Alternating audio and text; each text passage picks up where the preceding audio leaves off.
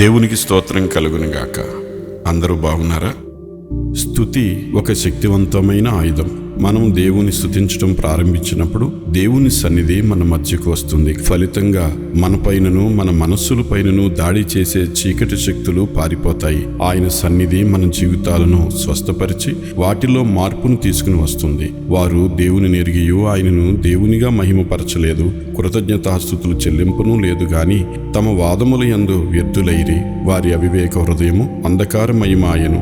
రోమీయులకు రాసిన పత్రిక 1వ అధ్యాయం 21-22 వచనాలు. వినాశనకరమైన తలంపులు మన జీవితాలను ఏలుబడి చేయకుండా మన నోట దేవుని గురించిన స్తుతి వాక్కులను ఉంచినప్పుడు దాని ఫలితంగా ఆరోగ్యవంతమైన తలంపులు మన మనస్సులను, ఆత్మలను దేవుని సన్నిధి ఏలుబడి చేస్తుంది.